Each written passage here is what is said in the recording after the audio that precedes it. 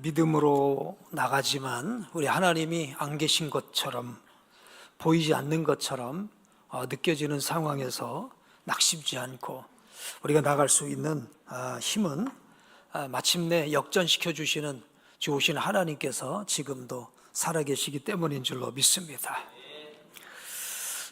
성경은요, 반전 스토리로 가득하다고 소개할 수 있을 것 같습니다.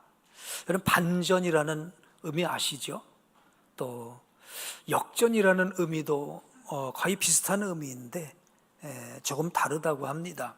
반전은 전혀 예측할 수 없는 순간에 갑자기 일어나는 상황의 이제 뒤바뀌어짐이고요. 그래서 플롯 트위스트라고도 얘기를 합니다.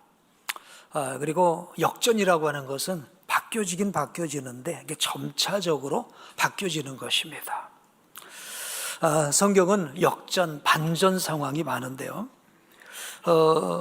반전 정도가 아니라 급반전 상황도 참 많습니다. 완전히 죽었다, 망했다, 이런 상황에서 완전히 상황이 바꿔져서 다시 삶을 얻게 되고, 그리고 또 승리를 노래하는 그런 축제가 되기도 하는 것이죠. 그래서 우리가 성경을 읽게 되면 믿음이 생기고요, 희망도 생기는 줄로 믿습니다.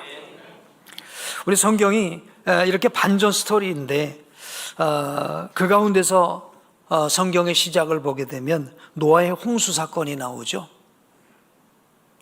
하나님의 말씀을 순종하는 120년은 그는 세상에서 조롱거리였습니다. 근데 말씀에 순종했더니 모두 죽는 가운데서 그의 가족만 살아나는 반전의 역사가 나타납니다. 아브라함도 복을 받는 것을 보게 되면요, 반전의 반전이에요. 정말 블루 어떤 레드 카펫이 깔려 있는 그런 길을 걸어간 게 아니었습니다. 정말 하나님께서 계신가? 아니 계신가? 의심할 그런 상황들이 열렸음에도 불구하고 그런 믿음의 길을 가다가 복을 받았죠. 이삭이 우물을 뺏기지 않았습니까? 그런데 하나님께서는 우물을 뺏은 사람들이 와서 오히려 무릎을 꿇게 하세요. 자, 이것도 놀라운 반전이죠.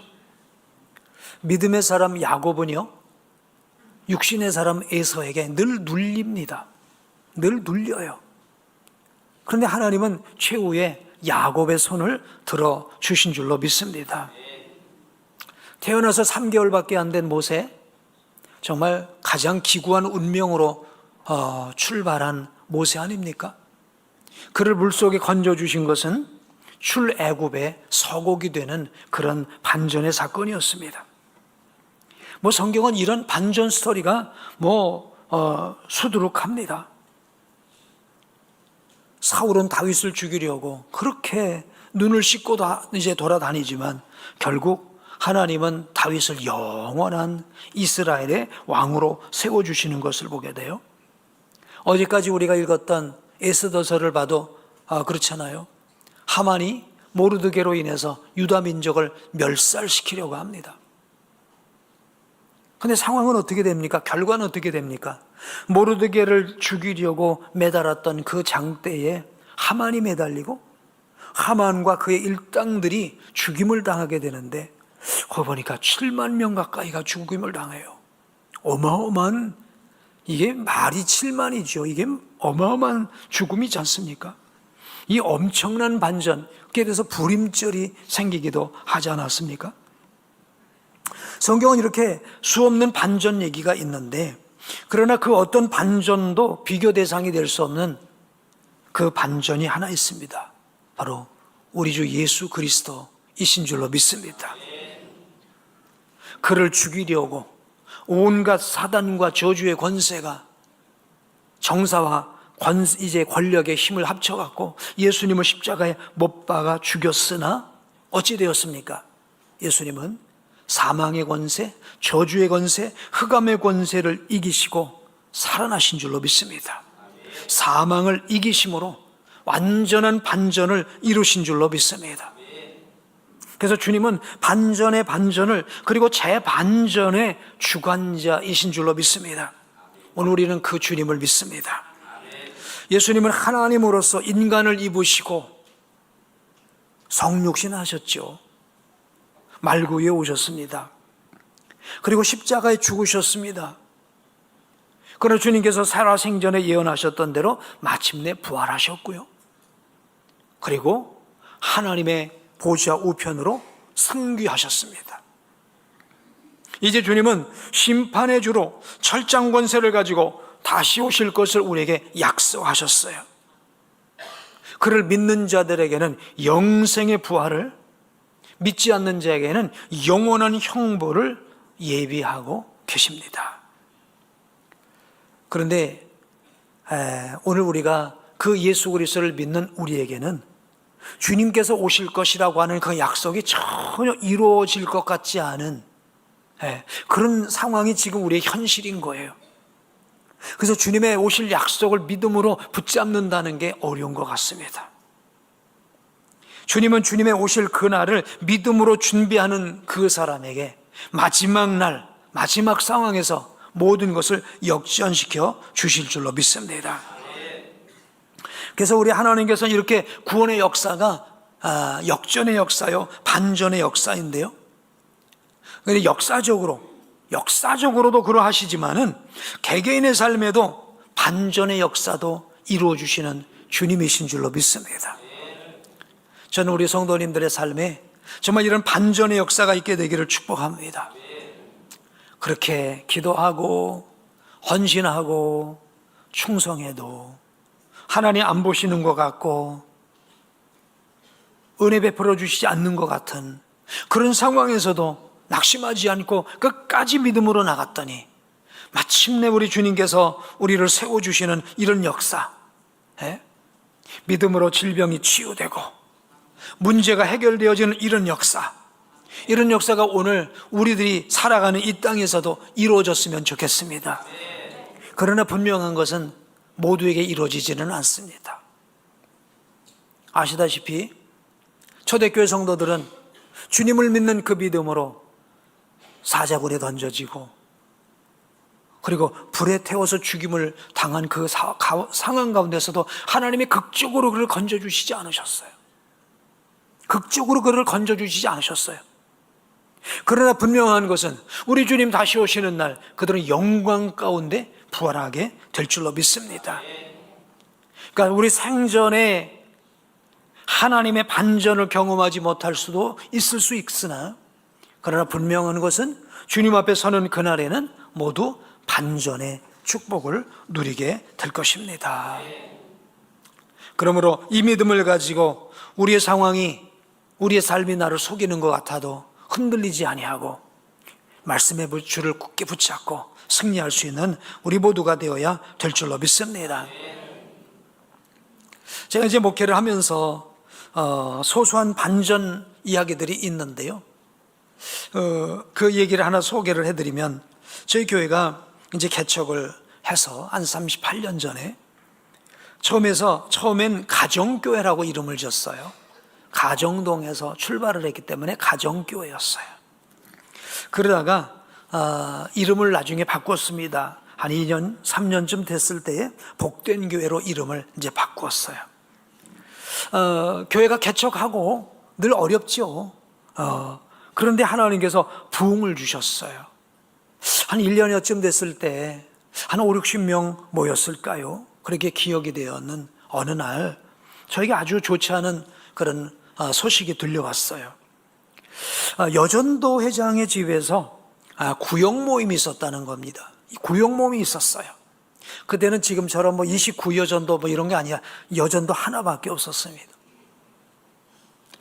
당시에 구역, 지금 목장이죠. 구역 모임은 그 초청하는 집에서 음식을 풍성하게 준비하고 와서 예배 드리고 음식을 먹고 교제하는 이런 아주 풍성한 식탁의 교제도 있었어요. 언제부턴가 우리 교회도 목장 모임이 간소화, 초간소화 돼버렸어요. 가정에서 드리는 게 사실 정상인데 가정에서 드리는 걸 하지 않다 보니 그래서 너무 형식화돼 버린 이런 목장 모임이 돼 버렸는데요.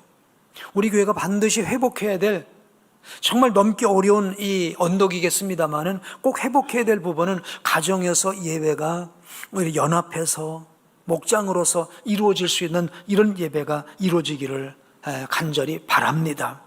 여러분 그렇게 기도하세요. 편한 게 중요한 게 아닙니다. 하나님 기뻐하시는 이 거룩한 이제 가족 공동체를 이루는 거 정말 중요하다고 봅니다. 자, 그래서 이렇게 그 여전도 회장 집에서 구역 모임을 진행을 했는데 아마 처음에는 예배를 드렸겠죠. 그러다가 아마 음식을 나누면서 술 파티로 끝나버린 거예요. 그러니까 구역 모임이 뭐가 된 겁니까? 술 파티가 돼버린 거예요. 뭐 이제 막 신앙생활을 시작한 분들이 뭐 음주, 이제 금주, 금연을 완전히 결단하고 하시는 분이야 또 많지는 않죠. 그러니 뭐 그럴 수도 있는 건 제가 이해는 합니다만은, 그러나 예배를 술 파티로 만들었다는 건 이건 잘못된 것이다. 그래서 잘못됐다고 이제 지적을 했습니다. 그랬더니요, 막 저를 비난하고 욕을 하고 더 나가서 어느 누가 목사님한테 고자질을 했다고 말이죠. 네? 그분도 그 상황이 안타까우니까 이 상황을 저에게 알려준 거거든요. 고자질이 아니라. 네? 그러면서 저와 그 상황을 알려준 그분을 막 함께 싸잡아 비난을 하면서 교회 나오지 않겠다는 거예요. 신방까지 했어요. 근데 전에 봤던 생글생글한 여전도 회장 모습이 아니라 완전히 얼굴이 시체가 됐더라고. 너무 싸늘해. 얼굴이 싹 바뀌어져 버렸어요. 결국은요, 교회도 안 나오고 몇 가장이 그것으로 인해서 다 떠나가 버렸어요. 거기다가 그 소식을 저에게 전해주었던 그분은 당신이 고자질해서 그랬다는 이런 욕가지를 했으니 그분도 상처를 받아갖고 교회를 나오느니 마느니 이러는 거예요. 그러니 또 그분도 다독거려야죠. 겨우 그분은 다독거려서 이제 교회를 나오게 했는데, 그분들은 다 떠나가 버렸어요. 참 교회는 말이 전해지는 곳이지 않습니까? 근데 어떤 때 어떤 상황에서 어떤 말을 전해주느냐 참 중요한 것 같아요. 아무튼 이미 상황은 벌어졌고 교회가 설립된 후에 처음으로 가장 많은 성도가 한 번에 이탈을 한 겁니다. 부흥에도 부족할 판인데, 부흥에도 부족할 판인데 집단으로 목사를 비난하고 이 상황을 알려준 사람을 막 욕을 하면서 떠나가 버렸으니 말이죠. 위기라고 생각을 했어요. 근데 놀라운 건요, 그 해에 나가신 분 이상으로 훨씬 더 많은 갑절의 부흥이 일어났습니다. 할렐루야. 왜 그럴까? 제가 그래서 그 얼마 전에는 이런 간증을 어느 타교에서도 했던 기억이 납니다. 왜 그랬을까? 제 나름대로 해석이었습니다. 제 나름대로 해석은 이것입니다. 예배의 거룩함이라고 하는 것을 깨트리는 이것을 하나님은 미워하신 거예요. 물론 다 죄인이 와서 예배드리고 다 허물 많고 연약한 사람들이 와서 예배를 드리는 거지만 그 예배만큼은 거룩해야 되는데 그 자리를 술자리로 만들어버리는 것은, 이거는 교회 질서를 무너뜨리고 예배의 기틀을 무너뜨리는 것이거든요. 제가 이 사실을 잘못을 잘못이라고 얘기한 이것 때문에 일부의 교인들은 나갔지만 우리 하나님 이걸 소중하게 봐주셨는지 그 해에 더 큰 부흥의 역사가 일어났었더라는 것이죠.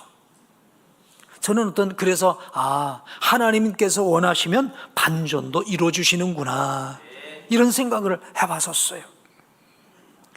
자, 지난 주간에 우리는 느헤미야서를 읽었습니다.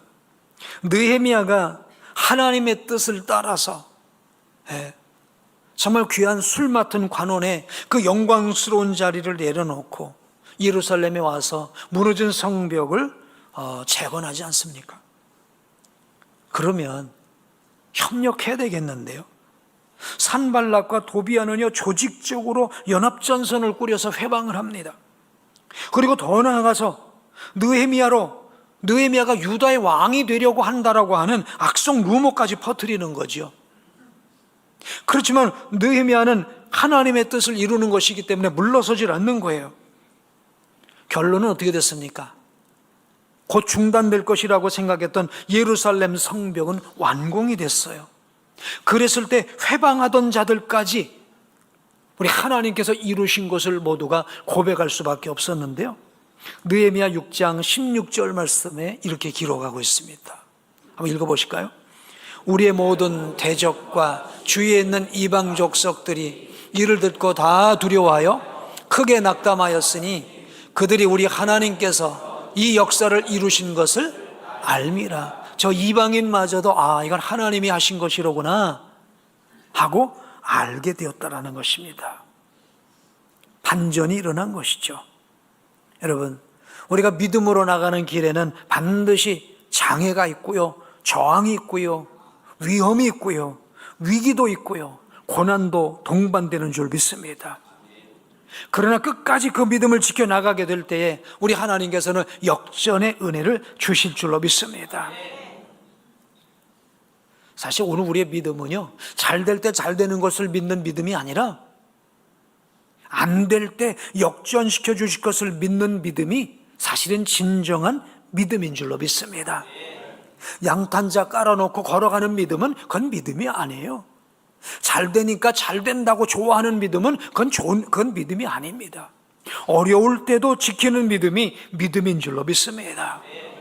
어려울 때도 기도의 자리를 지키고 하나님이 전혀 안 들으시는 것 같아도, 전혀 하나님이 안 보시는 것 같아도 기도의 자리, 예배의 자리를 지키는 이 믿음을 하나님께서는 보시는 줄로 믿습니다. 여러분이 열심히 신앙생활을 하시는데 내가 기대한 어떤 결과치가 전혀 안 나온다고 할 때, 그때 여러분의 인내 믿음이 필요한 줄로 믿습니다.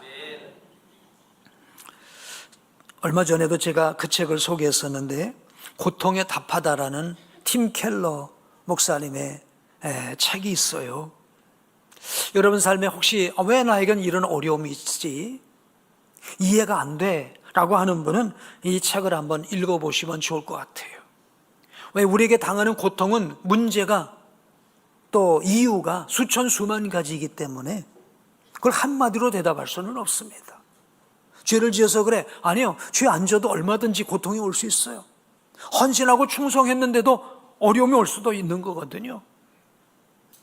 자, 이렇게 팀 켈러는 고통에 답하다에서 이런 얘기를 합니다. 특별히 욥에 대해서 이 얘기를 하는데요. 욥이 하나님을 원망하고 불평하고 불신앙의 말을 사실 많이 했어요. 그런데 왜 하나님은 그 욥에게 끝까지 벌을 내리지 않으셨을까?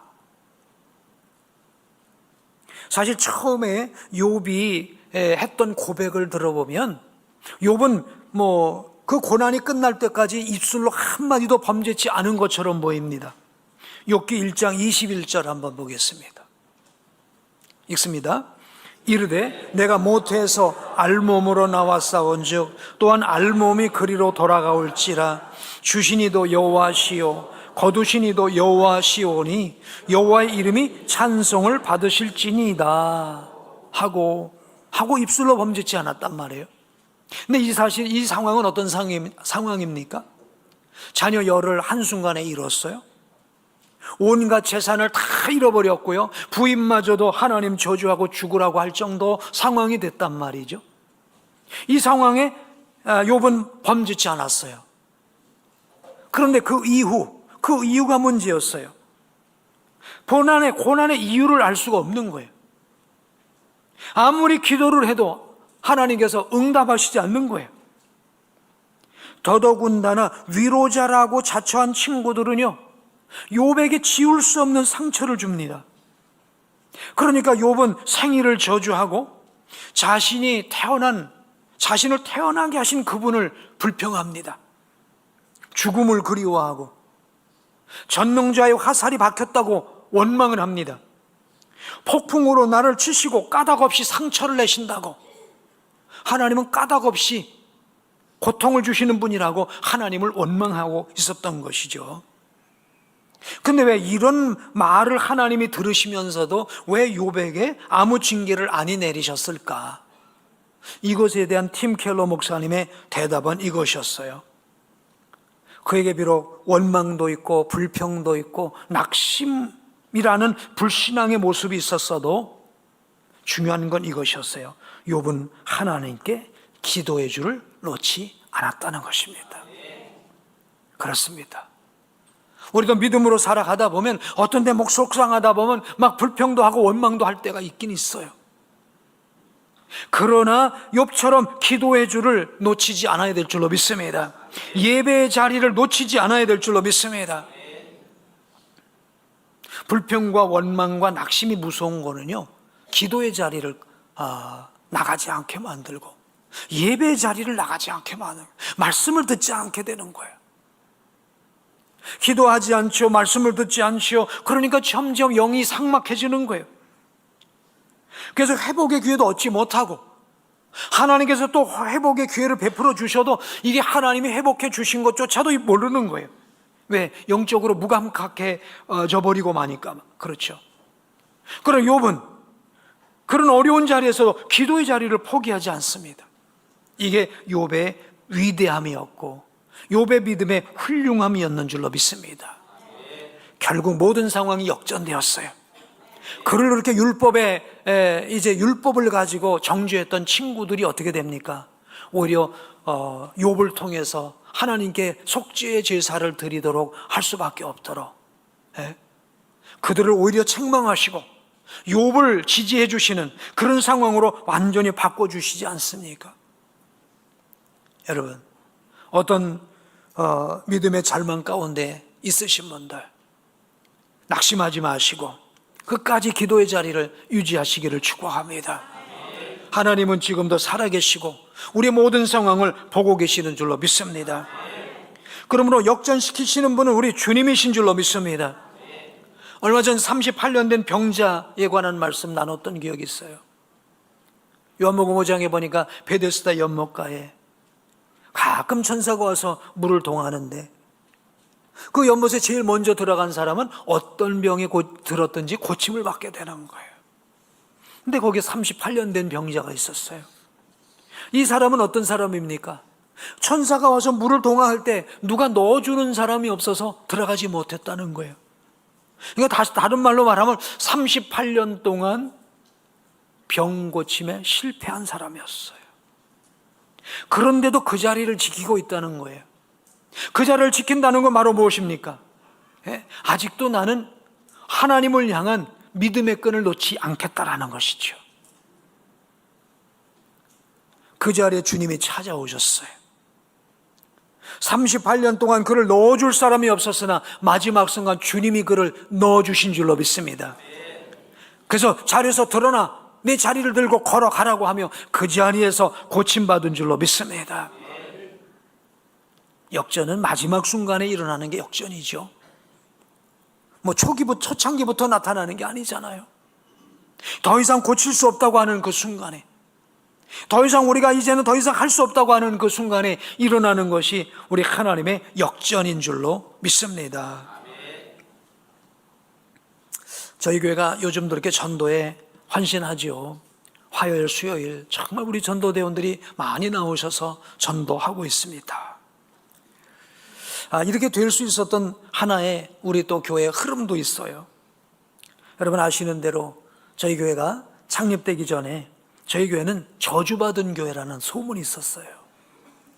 이유는 저의 아이와 그때 여전도사님의 아이가 창립 예배 6일 전에 하나님께 부름받았기 때문에 교통사고로 그러니까 주변에서요 악담과 저주가 끊이지를 않았어요. 창립 예배를 드리기도 전에 한마디로 초장에 아주 더러운 소문이 난 것입니다. 그러니 이런 상황에서 어떻게 전도를 할 수가 있고 어떻게 뭘 할 수가 있겠어요? 그래도 참 이런 점에서 이런 상황에서 제가 고마운 것은 저희 아내는 전도하는 것을 멈추지 않았어요. 그리고 1년, 2년 시간이 지나가면서 놀라운 열매가 나타났습니다. 뭐냐면요, 전도가 악담을 이긴 것입니다. 네, 전도가 악담을 이겼어요. 처음에는 저주받은 교회라고 하더니 나중에는 하나님께서 피를 받으신 것 같아. 뭐 이러면서 오히려 부흥되는 이유를 또 그렇게 설명을 하더라고요. 주님께서 상황을 역전시키신 것입니다. 우리 하나님은 우리의 믿음을 보시고 상황을 역전시켜 주시는 줄로 믿습니다. 주님이 임하시면 역전이 일어날 줄로 믿습니다. 그때까지는 믿음의 인내가 필요한 줄로 믿습니다. 마태복음 10장 22절에 한번 읽어보실까요? 시작. 또 너희가 내 이름으로 말미암아 모든 사람에게 미움을 받을 것이나 끝까지 견디는 자는 구원을 얻으리라. 여러분, 세상에서 예수님 제대로 믿으면 욕먹을까요? 인정받을까요? 물론 우리가 무슨 잘못하라는 얘기는 아니고요. 우리가 믿음으로 바로 살면, 성경적 가치관과 말씀의 계명을 지키며 살면은요, 우리는 세상에서 외톨이가 될 수밖에 없어요. 때론 따돌림을 당할 수밖에 없어요. 물론 우리가 선함과 어떤 그 진실함으로, 이웃을 사랑함으로 이웃에게 존경받을 수 있는 길도 얼마든지 있지만, 일반적인 얘기입니다. 일반적으로 그렇다라는 거예요. 오늘 말씀도 말하잖아요. 세상에서는 너희가 모든 사람에게 예수님 때문에 미움을 받을 것이라는 거예요. 그런 가운데서도 오늘 우리의 믿음의 끈을 타협하지 아니하고 끝까지 지켜나갈 수 있다고 한다면 마침내 역전되는 역사가 일어나게 될 줄로 믿습니다. 요한계시록 14장 12절에도 이렇게 말씀하고 있어요. 읽으실까요? 성도들의 인내가 여기 있나니 그들은 하나님의 계명과 예수에 대한 믿음을 지키는 자니라. 지금은 주일 성수 하나 하는 것도요, 얼마나 시험이 많고 유혹이 많은지 몰라요. 집에서 그냥 유튜브 틀어놓고 예배 드리지 얼마나 유혹이 많은지 몰라요. 세상 다만사를 다 뒤로 하고 하나님 제일이라고 하는, 하나님이 창조주시라는, 하나님이 나의 삶의 주인이시라는 이 고백으로 주님 앞에 이 한날을 온전히 드리며 예배하는 게 이게 쉽지가 않습니다. 하나님께서 천지 만물의 주관자시고 우리 삶의 공급자이신 것을 고백하며 10의 1을 드리는 거 쉽지 않습니다. 너무 타협할 여지가 너무너무 많아요.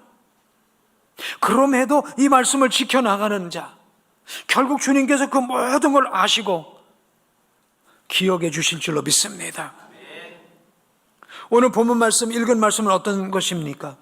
주를 믿는 모든 자에게 우리 하나님께서는 완전한 역전의 은혜를 베풀어 주신다는 것입니다. 독생자까지 아끼지 아니하시고 우리를 위해서 내주신 분이 우리의 삶을 어찌 구원하시지 않겠느냐는 거예요.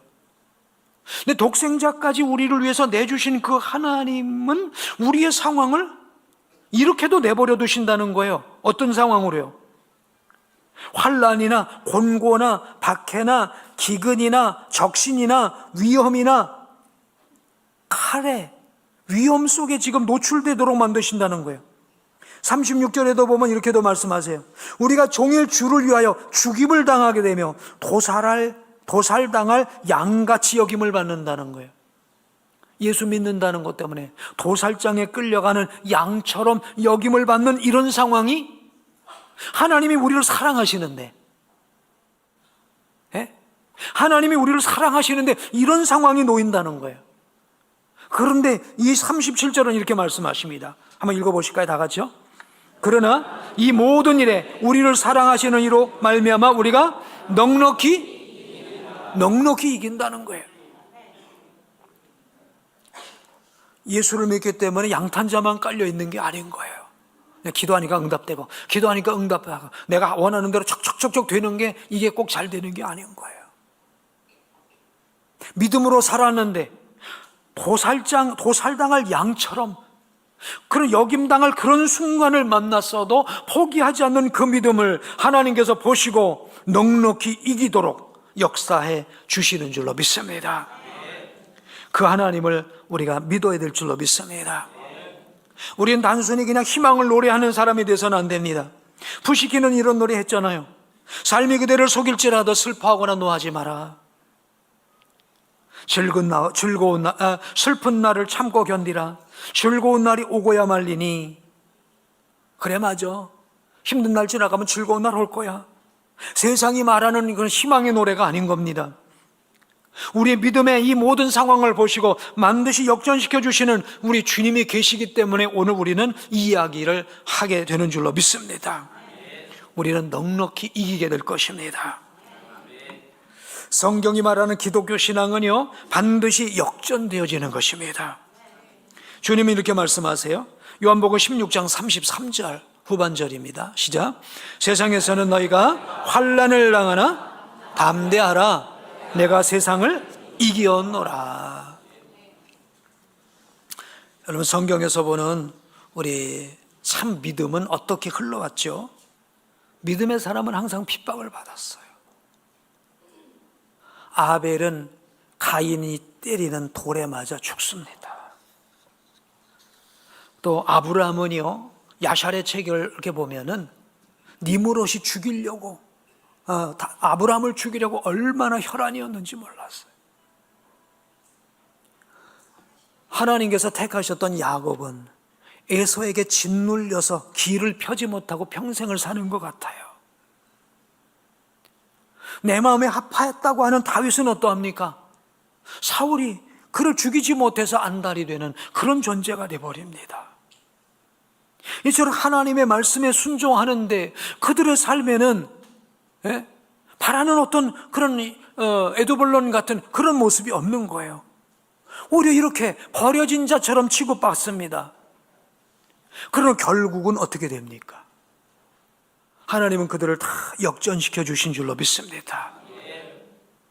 그래서 믿음이라고 하는 것은요, 의지가 박약한 자가 붙드는 약자의 수단이 아니에요. 믿음은 하나님이 역전을 이뤄내실 것을 믿는 자가 붙잡는 인내요, 끈기인 줄로 믿습니다. 마지막까지 싸움인 줄로 믿습니다. 하나님 안 보이시죠? 안 들으시는 것 같죠? 하나님 아무 일도 안 하시는 것 같잖아요. 그런 상황에서도 하나님 편에 마지막까지 서는 것, 이게 믿음인 것이고요. 이 믿음을 가질 때 하나님께서는 반드시 역전시켜 주실 줄로 믿습니다. 9회 말 투아웃인데 큰 점수 차로 졌습니까? 지고 있습니까? 이제 타임아웃 휘스를 불기 몇 분 전인데 많은 골 차로 지고 있습니까? 그걸 포기하는 사람에게는 역전이란 없어요. 그러나 끝까지 포기하지 않을 때에 우리 하나님께서 임하시면 역사가 일어날 줄로 믿습니다. 그래서 갈라디아 6장 9절은 이렇게 말씀하고 있습니다. 읽어보실까요? 시작. 우리가 선을 행하되 낙심하지 말지니 포기하지 아니하면 때가 이름에 거두리라. 아멘. 우리로 넉넉히 이기게 하시는 우리 하나님이 살아계신 것을 여러분 믿으시기 바랍니다. 모든 상황 속에서 반전을 준비하시는 우리 주님의 언약이 있다라는 사실을 여러분 믿으시기 바랍니다. 그러므로 낙심하지 마시고 기도의 자리로 나오십시오. 예배의 자리를 사수하십시오. 우리 하나님을 향해서 손을 드시길 바랍니다. 우리 하나님은 반드시 우리를 역전시켜 주실 것입니다. 이런 역사가 있게 되기를 축복합니다. 기도하겠습니다.